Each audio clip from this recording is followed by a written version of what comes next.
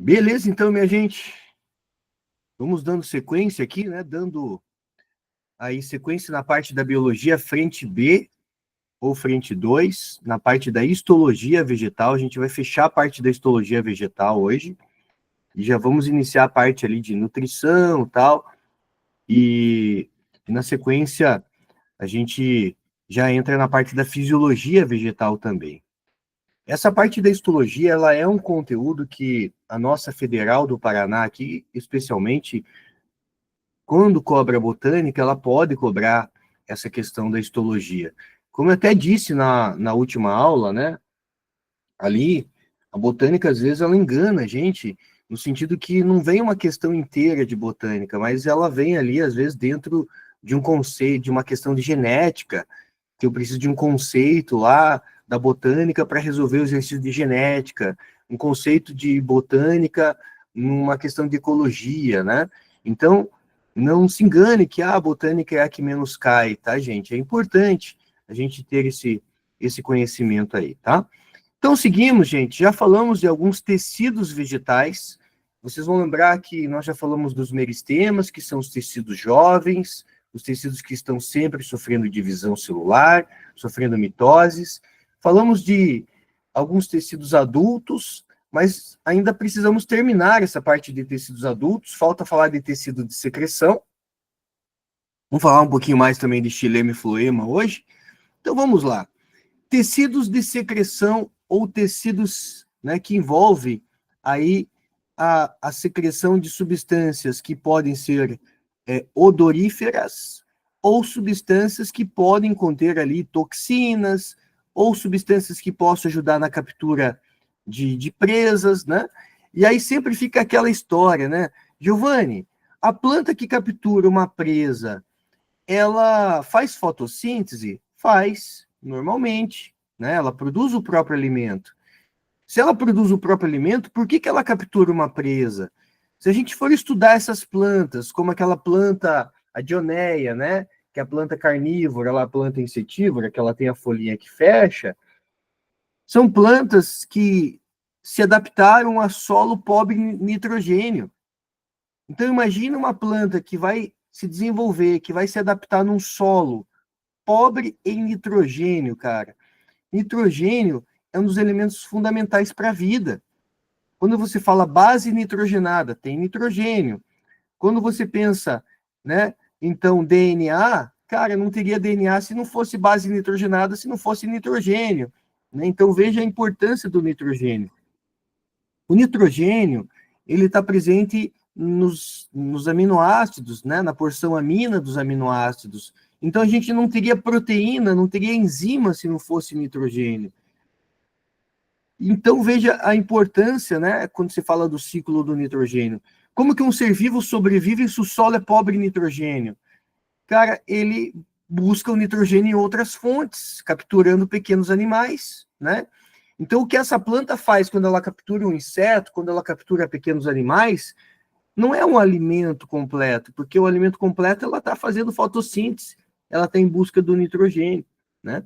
Então, são plantas adaptadas a um solo pobre em nitrogênio. A gente tem aqui tecidos de secreção associados a os nectários, né? As plantas que produzem néctar secretam esse néctar. Então se pode ter ali, né, flores e folhas fazendo esse trabalho de secreção, né? São folhas adaptadas para o processo de secreção. Glândulas digestivas. Tem gente que acha que a planta insetívora, ela come esse inseto. Ela não come esse inseto. Gente, essa planta, ela tem glândulas que produzem substâncias que vão digerir esse animal. E vai formar ali um suco rico em nitrogênio, entre outros sais minerais ali, né? Entre outros nutrientes. Mas o que a planta está buscando, ao digerir esse inseto, ela não vai comer, né? Ela tem glândulas que produzem substâncias digestivas e a partir da digestão desse inseto, ela vai ter ali um suco rico em nutrientes, principalmente em nitrogênio, né? A gente tem aqui o hidatódio. Vamos falar mais especificamente dos estômatos mais adiante, Qual que é a diferença de um hidatódio e do estômato? Pelo estômato, você tem perda de água na forma de vapor. Perda de água na forma líquida não é estômato, é hidatódio. Professor, mas eu estudei que o hidatódio é um tipo de estômato. Verdade, o hidatódio é um estômato modificado, mas que a gente chama de hidatódio, né? Então, por um estômato, você tem perda de água, transpiração, né? E perda de água na forma de vapor. Pelo hidatódio, você tem perda de água na forma líquida, o famoso orvalho. E para acontecer essa perda de água na forma líquida, precisa do somatório de alguns fatores. Isso acontece ao amanhecer, isso acontece num dia que está muito úmido, isso acontece pelo hidatódio, né? Então a gente tem essa perda de água na forma líquida, pelo hidatódio. A gente tem aqui os vasos laticíferos. Você tem, por exemplo, a coroa de Cristo, que já foi tema do Enem, né, de questão do Enem, e você tem a seringueira, vasos que produzem látex, né, que secretam o látex. Qual que é a função do látex? Para a planta, é cicatrizante. Se você machuca o caule da planta, o látex ele tem essa função de cicatrizar aquele machucado que você fez lá na planta, né? E os seringueiros, a gente sabe que eles fazem exatamente isso, né? Tem uma técnica lá que eles machucam o caule da planta e deixam essas vasilhas assim, ó, já para coletar o látex, né? E o que é importante? Olha a conexão que a gente vai fazer agora, gente. Uma questão de verminose.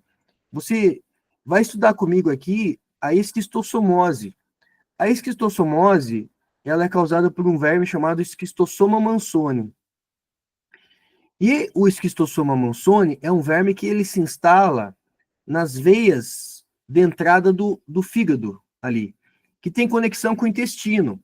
É ali que o macho do Esquistossoma mansoni e a fêmea ficam. Quando eles se reproduzem, como eles estão nas veias que têm conexão com o intestino, essa fêmea ela consegue migrar para o intestino para botar os seus ovos ali, né? Então ela bota os ovos e os ovos vão ali para o intestino. E aí a pessoa que tem a esquistossomose libera ovos do Esquistossoma mansoni nas fezes. Desse ovo sai uma larva miracídio, uma larva ciliada. Essa larva ciliada, ela precisa de um caramujo para poder sofrer o seu processo de pedogênese, que é uma reprodução larval. Olha só, uma larva se reproduzindo, gente. Só para você entender o contexto. Seria mais ou menos como se a gente tivesse uma criança recém-nascida se reproduzindo. É um absurdo, né, pensar isso. Mas uma larva se reproduzindo é isso. É uma fase muito jovem do animal se reproduzindo. Esse tipo de reprodução, que não precisa de um parceiro sexual, onde uma larva se reproduz, é um exemplo de partenogênese na fase jovem. A gente chama isso de pedogênese, né? Pedo tem associado com o radical pedo de pedofilia, por exemplo, né? Algo que acontece muito precoce, acontece numa fase jovem. Então, uma larva se reproduzindo já é uma coisa louca, né? Se reproduzindo sozinha ainda, já é mais louco ainda. Então, a gente chama isso de um tipo de partenogênese na fase larval. É o que acontece com a larva miracídio dentro do caramujo. E aí ela sofre mudas dentro desse caramujo, nessa reprodução, e dá origem a uma larva cercária, que daí tem penetração ativa pela pele e fechou o ciclo da esquistossomose. O que acontece, gente? Os cientistas descobriram que o látex tem função molucicida. Se hoje eu não tenho vacina para esquistossomose, se hoje eu não tenho um tratamento, né, uma forma interessante para você prevenir a esquistossomose, como uma vacina ou algo do tipo, o que os governos fazem, né? As prefeituras, os municípios que têm casos de surto de esquistossomose, matam o molusco, gente. Por quê? Se você mata o hospedeiro intermediário, você quebra o ciclo da doença. E aí eles usam o látex. E a questão que caiu no Enem falava sobre a coroa de Cristo. Que a partir da coroa de Cristo você obtém o látex, e o látex tem poder molucicida. Queria saber que doença você conseguiria prevenir com essa história. Era a esquistossomose, né? Então, veja, botânica está envolvida ali. né? O professor de botânica tem que falar para vocês, olha, o látex tem poder molucicida. Ele não é utilizado só para produzir borracha. Ele tem o poder molucicida, né? Que mata molusco. E os vasos resiníferos, a planta também, além do látex, tem planta que produz a resina. Qual que é a função do látex? Cicatrizar aquele machucado, né? E a função da resina, professor? A função da resina, ela tem uma função antibiótica, né? Então, ela, não antibiótica no termo assim, né? Antimicrobiana. Então, quando a planta ela percebe que ela está com algum parasita, ela escorre essa resina pelo caule. E ao escorrer a resina pelo caule, ela mata os micróbios que estão ali, os fungos que estão tentando parasitar essa planta. Então, a função da resina para a planta é antimicróbio, né? Microbiana. A gente usa resina aqui para muitas coisas, né? Até nos chicletes tem resina, né? A gente tem esse uso. Glândula de sal. Glândula de sal, gente, ela é uma glândula que a gente vai encontrar, por exemplo, no mangue. O mangue, você tem ali um solo encharcado, né? O mangue, ele é um berço para muitas espécies. O mangue, ele é um bioma costeiro, berçário para muitas espécies marinhas. Então, no mangue, você tem contato com o solo, você tem contato com água doce, contato com água salgada. O mangue é uma loucura de biodiversidade, né? E as árvores que se destacam no mangue é o mangue branco, mangue vermelho, né? Mangue dourado. Você tem aqui plantas que vão ter raízes, né? Aéreas, aquelas raízes que crescem para fora da água, porque o solo, como é um solo lodoso no mangue, é um solo pobre em oxigênio, então a raiz ela tem que vir para fora para respirar. E aí tem um problema, né? Se tem água salgada aqui, se tem água do mar, que água a planta vai absorver, gente? Ela absorve água salgada. Mas se ela absorve água salgada e ela não faz nada, ela morre, né? Porque tem a questão da osmótica, da regulação osmótica da planta como um todo. Aí ela tem a glândula de sal, ó. Ela excreta esses sais pelas folhas. Olha que doido, né? Então é uma forma da planta conseguir se manter absorver viva, né? Ela absorve água salgada, mas ela excreta o excesso de sais pelas folhas. Então se vê a folha cheia de sal. Então a gente tem essa glândula de sal aqui na questão ainda da histologia, né? Então na parte de secreção ali, né? A partir de glândulas de sal. Joinville tem muito mangue, verdade, né? O mangue tem uma. Durante a faculdade de biologia, a gente faz várias saídas de campo, né? E aí pega aqueles barquinhos, né? E anda por esses lugares, assim, muito interessante, né? Tem muita biodiversidade. E a hora que chega no solo, numa parte mais de solo, você tem que sair com cuidado, porque esse solo, ele parece uma areia movediça, dependendo do lugar que está. E um colega da nossa equipe, da minha sala, ele estava passando mal, ele já não aguentava mais ficar no barco e ele resolveu pular do barco. Cara, foi até o peito dele, assim, né? Tinha que tirar ele debaixo da terra, né? Que é aquele solo lodoso, né? Aquela lama que afunda, né? E esse solo, que a gente chama de solo lodoso, ele é pobre em oxigênio, né? Então, por isso as raízes aéreas. Por isso você tem esses caules aqui, ó. Tá vendo que o caule, gente, ele retorcido, né? E a raiz adventícia é aquela raiz que surge a partir do caule para ajudar na sustentação. Porque só o caule principal, ele não ajuda na sustentação, precisa ter como se fossem estacas, né? A gente chama isso de raízes adventícias, que são aquelas raízes que nascem do caule para sustentar a planta nesse solo instável, né? Eu sempre brinco em sala, ó, chegou numa região de manguezal, não pule do barco, né? Tecido de sustentação. Planta, ela não tem osso, né? Planta não tem cartilagem, mas as questões de vestibular vão comparar a planta com osso, alguma parte da planta com osso, alguma parte da planta com cartilagem. Na planta a gente tem dois tecidos de sustentação, o colênquima, que é vivo, e o esclerênquima, que é morto. A palavra esclero é tipo assim, meu avô é esclerosado. Não significa que meu avô está com problema mental. Esclerosado, é rígido, né? Rígido. Quando a gente vai ficando mais idoso, a gente vai ficando mais rígido, até aquele idoso que nunca fez atividade física, parou de fazer atividade física e realmente fica muito rígido, né? Anda, parece um robozinho assim, né? Então, por que a gente diz, o idoso esclerosado? Esclerosado no sentido de rígido, duro, as articulações travadas desse idoso, né? Esclero significa rígido. Cólен significa amolecido. Vamos só tomar cuidado, porque a federal ela já trouxe questão difícil aqui, tá, gente? Por quê? Porque o colênquima é um tecido vivo, e ele é vivo com depósito de celulose entre as células. Então, vai ter reforço de celulose entre as células aqui, tá? A celulose, ela não impermeabiliza a célula, né? Então, se ela não impermeabiliza a célula, ela não mata essa célula. O colênquima, ele confere uma plasticidade e flexibilidade. Ele é flexível.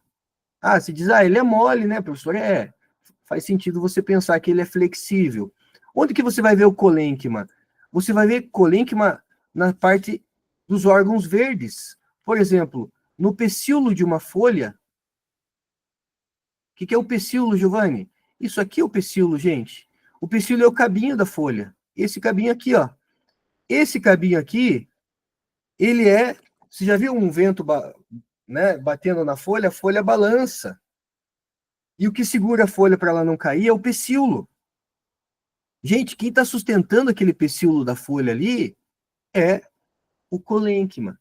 Então, toda a parte verde da planta, quem está sustentando ela é colênquima, porque é parte viva. Agora, o esclerênquima não pode mais ser verde, porque não é vivo, né? O esclerênquima é morto. E diferente do colênquima, o esclerênquima ele vai apresentar reforço de lignina. E a lignina é um lipídio, gente, que impermeabiliza as células. Se a lignina impermeabiliza a célula, ela não permite que essa célula converse com o tecido vizinho, com a célula vizinha. Então, ela mata essa célula. Guarda essa mensagem. Tudo que tem lignina ou subegnina acaba ficando impermeável e morre, né? O suber não era tecido morto porque tinha subegnina. O esclerênquima é tecido morto porque tem lignina. Só que, ao mesmo tempo, o esclerênquima ele vai aparecer em galho. Você já viu o galho balançando? Quando dá aquela ventania, o galho não balança, gente? Balança. Mas o galho não é rígido? Ele é rígido. Só que, ao mesmo tempo que ele é rígido, ele é elástico. E foi exatamente esses dois termos aqui que a Federal usou que pegou todo mundo. A Federal falou que o esclerênquima era elástico, enquanto o colênquima era plástico. Ele falava que o colênquima confere uma plasticidade com flexibilidade. É verdade, o colênquima é flexível. Plasticidade com flexibilidade. O esclerênquima é rígido, mas é rígido com elasticidade. Né? O galho é rígido. Você consegue se pendurar no galho e ficar se balançando no galho. Então, ao mesmo tempo que ele é rígido, ele tem uma elasticidade. Né? Não esqueça isso. Então, rigidez com elasticidade para o esclerênquima e colênquima, ele é vivo com flexibilidade. Aqui a gente vai estar vendo imagens reais, tá, galera? Então, aqui a parte de tecido de sustentação, o colênquima e o esclerênquima. Então, aqui a gente consegue ver em volta do colênquima, né, essa parte mais verdinha aqui, ó, que é corante, na verdade, tá? A parte branca é a célula. Isso aqui está associado à célula, né? E essa parte entre as células ali é rico em celulose. E o esclerênquima, aqui, você vai ter a substância que impermeabiliza, que acaba matando as células, né? Em volta das células aqui tem a lignina. Então, colênquima vivo com reforços de celulose entre as células. Esclerênquima morto com reforços de lignina entre as células. O colênquima é tecido vivo e flexível, depósito de celulose nos ângulos das células. Esclerênquima, tecido morto e rígido, são imagens reais, isso daqui, tá? Microscópica real. Essa imagem eu não fiz aqui em casa, essa daqui eu peguei lá de um herbário que tem ali em 4 Barras. Aqui. Eu fiz um trabalho lá para eles uma vez, e daí eu consegui essas imagens aqui, ó. Então são imagens reais, tá, gente? consegue comparar, né, visto no microscópio. Essa aqui ficou lindona. É colorido assim, Giovanni? Não, não é. A gente usa corante, tá? E aí o corante nos ajuda para visualizar. Então, esclerênquima é tecido morto e rígido, lignificado. Sabe quando se come uma pera? A pera tem aqueles escleritos, né? Fibras e escleritos, que parece uma areinha. E aquilo ali é usado, né, para produzir fibras, literalmente. Fibra de roupa, né? Já vai ter imagem aqui na sequência que vai mostrar isso, ó. Acho que é aqui, peraí. Eu tinha... Descartar... Aqui, ó. Ó, tecido de sustentação. Esclerito ou células pétreas. Quando se come uma pera, que tem aquela sensação que tem uma areia, principalmente aquela pera nacional, sabe? Se come tem uma areinha assim, ó. São os escleritos ou células pétreas, tá? É a sensação daquela areinha. E aqui as fibras esclerenquimáticas, que você tem muito uso aí como... Isso aqui cai mais lá para o norte e nordeste, tá, gente? Mas como o Enem é uma prova nacional, o Enem pode citar isso. Se o Enem falar, por exemplo, do sisal, falar da juta, do linho, como que você obtém essas fibras de roupa, né? Essas fibras de tecido aqui, a partir do esclerênquima. Olha só que interessante. Ah, por que eu tenho que estudar planta?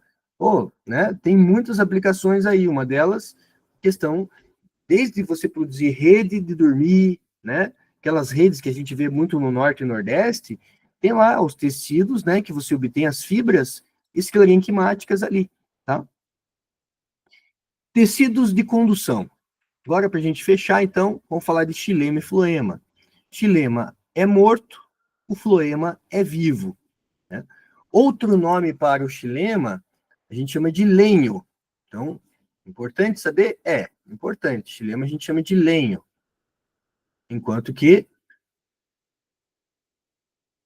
o floema você chama de liber. São sinônimos isso. Por isso que para o xilema eu chamo de vasos lenhosos.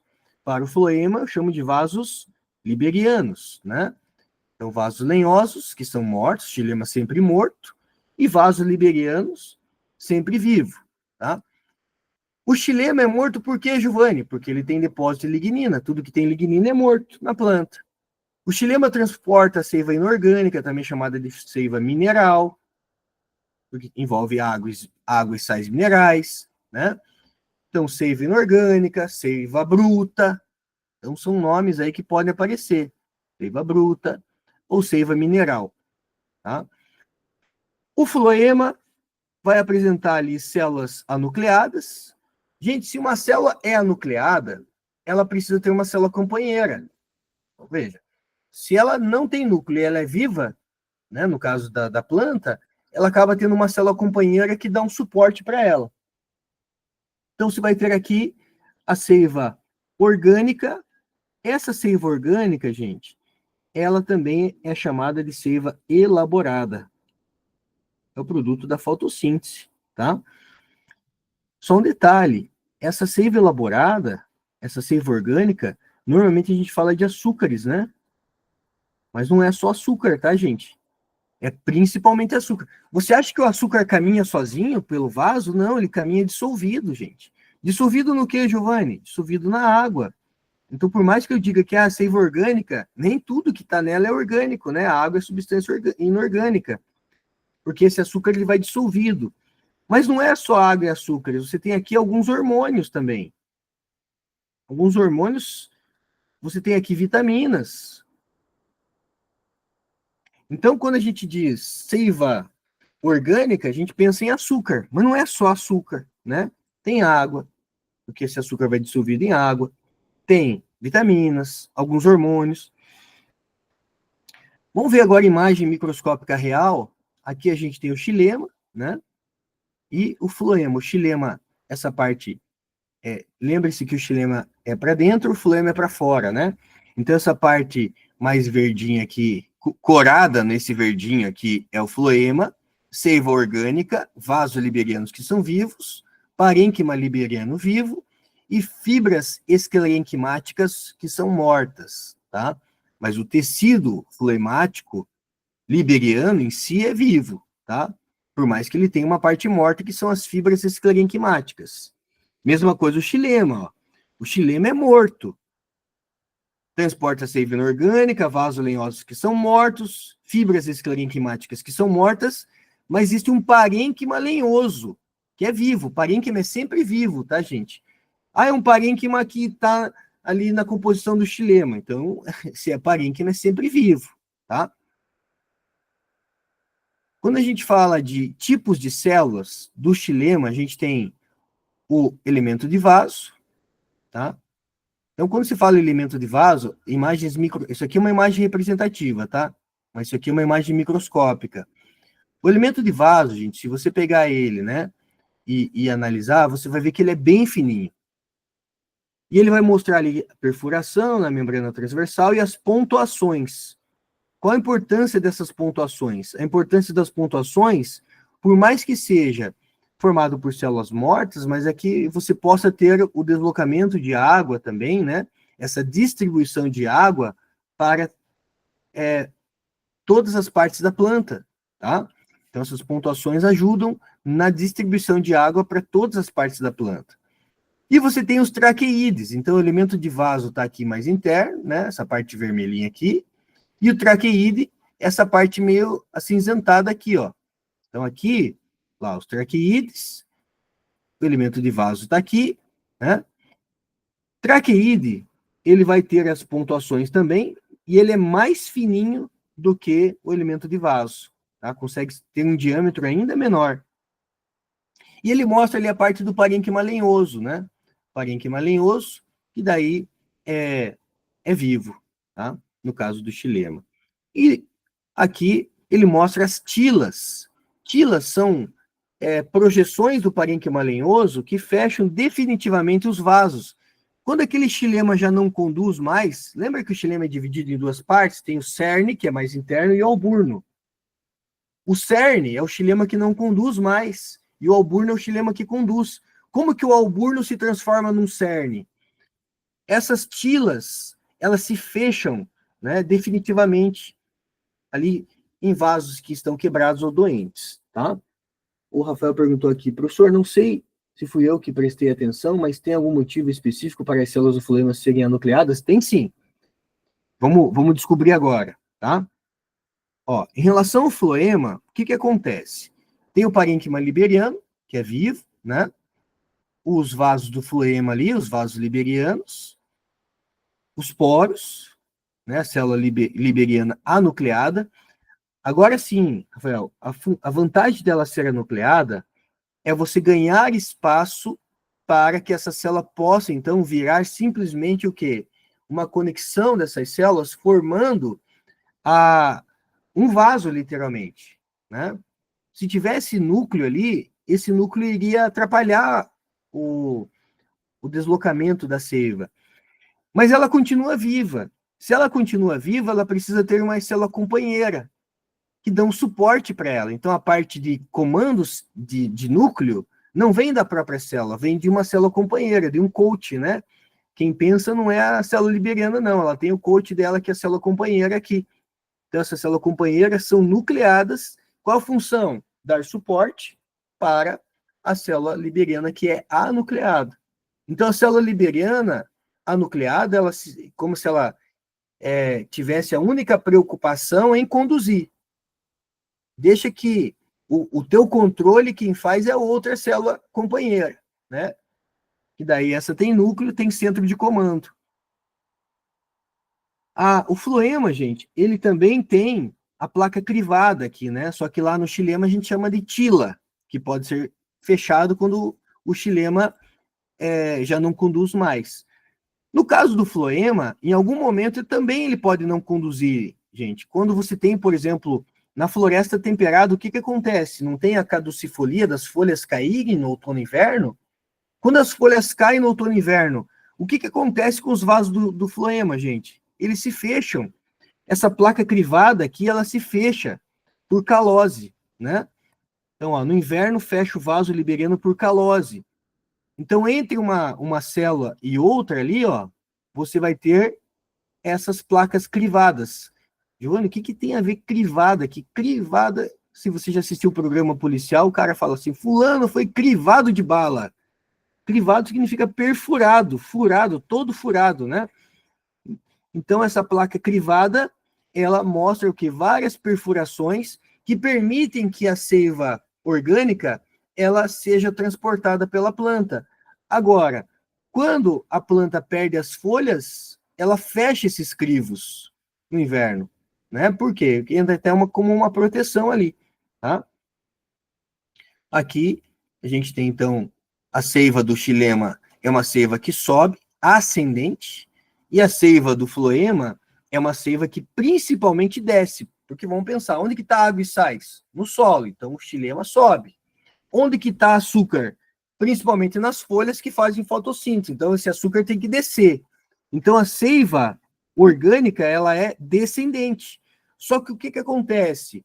Tem também, né, ali, se a gente der uma olhada, aqui, ó, os poros, gente, esses poros também permitem que essa seiva orgânica, ela se distribua pela planta. Então, em algum momento, ela também pode ter algum movimento ascendente. Que é só você pensar, o soluto vai se deslocar do mais concentrado para o menos concentrado. Então, eventualmente, o menos concentrado está direcionado para cima, mas ela é principalmente descendente, enquanto que o xilema é ascendente. E para terminar essa aula, galera, fisiologia vegetal, vamos falar do anel de Malpighi. Lembra de um cientista que a gente estudou lá na parte animal, o Marcelo Malpighi? Pois bem, o Marcelo Malpighi também estudou botânica, gente. Então esse anel de Malpighi, anelamento de Malpighi, é em homenagem a ele. Imagina que você fez o anelamento de Malpighi numa planta. O que significa? Você interrompeu, você tirou um anel da casca. Se você tira o anel da casca, o que acontece? Essa planta morre, gente. Por quê? Ó, o floema que tá vindo, né? Os açúcares que estão vindo lá de cima, quando eles chegam nesse corte, nesse anel da casca que foi feito aqui, o vaso foi interrompido, o vaso liberiano. E aí o açúcar se acumula aqui. E a planta morre, o açúcar não chega na raiz. A raiz não faz fotossíntese, gente. Caule, até existem alguns caules que fazem fotossíntese, mas geralmente quem faz fotossíntese na planta são as folhas, né? Então esse açúcar que é produzido na folha precisa chegar onde? No caule e na raiz. Senão a planta morre. Mas olha que interessante. Se você faz o anelamento de Malpighi no galho, onde que acumula o açúcar? Na extremidade do galho. Então é uma técnica para você produzir frutos maiores e mais doces. Faz anelamento de Malpighi no galho. Esse galho, depois de um tempo, ele vai morrer. Mas aí a planta substitui esse galho por um novo galho, né? Então, você não está matando a planta, mas você está produzindo frutos maiores e mais doces, porque você segura o açúcar na extremidade desse galho. O açúcar não consegue ser distribuído, né, pelas plantas. Beleza? Fechamos assim a frente B e vamos descartar isso aqui.